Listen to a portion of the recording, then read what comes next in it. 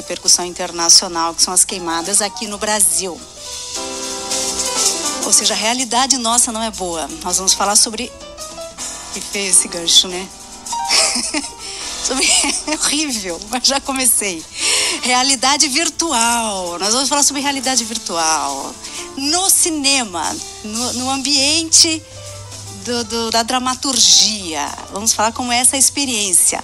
A produção brasileira de realidade virtual, A Linha, foi selecionada para o Festival de Cinema de Veneza, que começa agora, no fim do mês. O filme é narrado por Rodrigo Santoro. Nós vamos entender como se passa.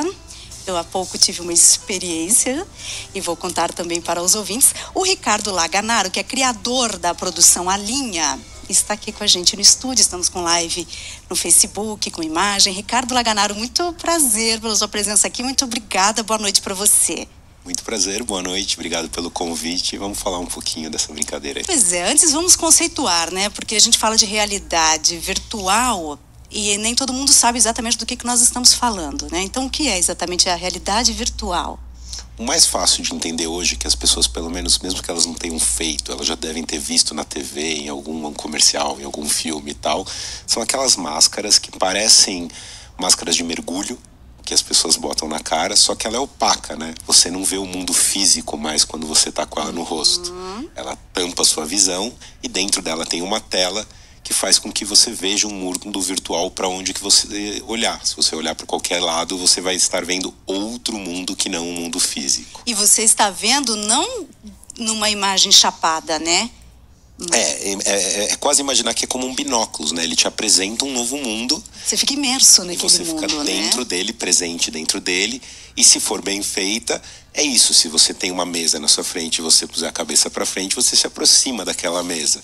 Se você tiver controles que vêm em sua mão, se tiver um copo, você pode pegar esse copo. Então, não só você está imerso em um mundo virtual, mas como você é convidado a interagir com ele. E aí tem uma experiência que você normalmente não teria no mundo físico. Né? Muito bom. Isso a gente até nos games. Os games, será que foram os pioneiros no uso da realidade virtual?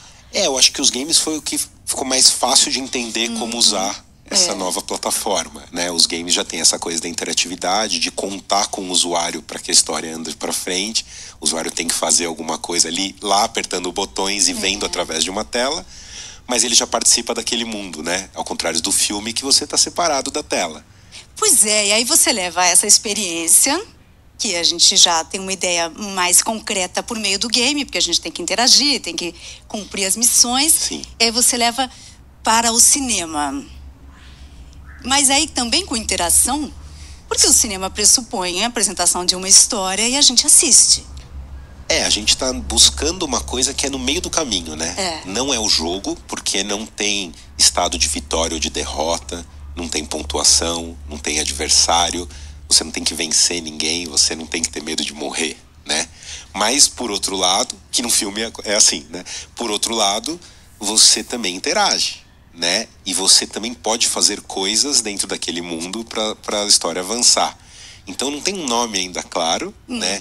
E outras áreas já flertaram e fazem com isso muito, né? Se você pensa no teatro imersivo, quem é um pouco mais indie e conhece esses outros tipos de montagem, já participou de coisas em que os atores interagem com você. Circo às vezes faz isso. Várias outras artes já brincam com essa coisa de quebrar a quarta parede e fazer o usuário fazer parte da história, né? Mas assim, real, né? Físico. Físico, porque o termo real também, que a gente estava conversando ali no cafezinho, a realidade virtual, ela é real, na medida em que é uma experiência que a pessoa tem de fato. É uma vivência real, né? Assim, os inputs que chegam na pessoa são digitais, não analógicos como no mundo físico. Mas você vive aquilo e a memória é uma memória de algo real, né?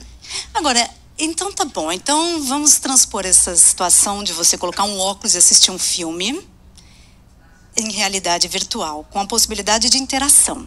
Então caiu aquele formato tradicional de cinema, todo mundo sentado olhando para a telona. Já não é, né?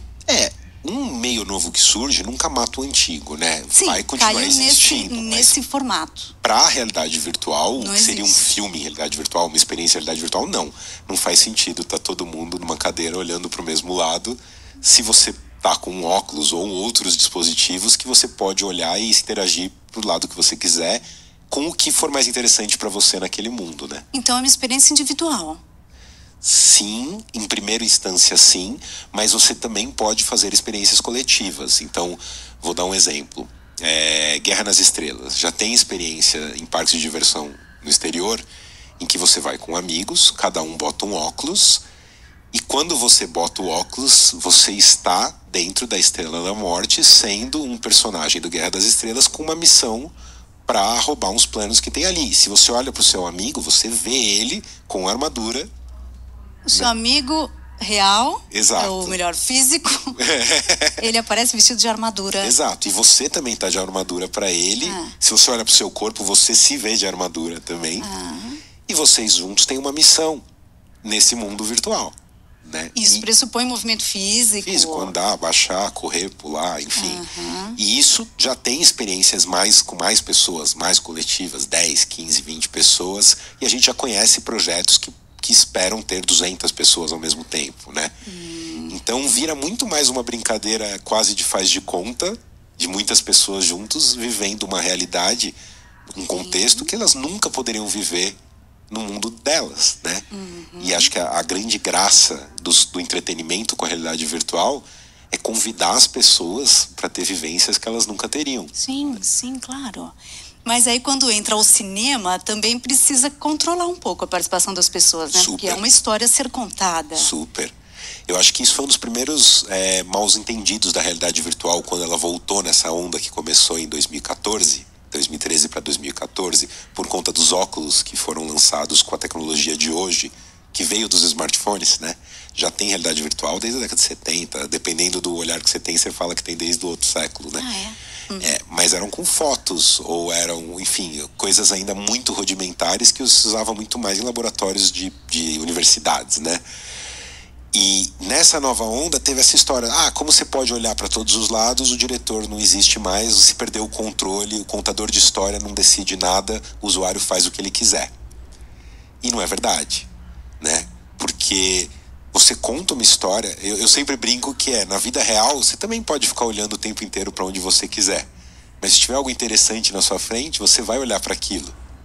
Não importa se porque você pode olhar para onde você quiser, e você vai ficar o tempo inteiro olhando para onde você quiser.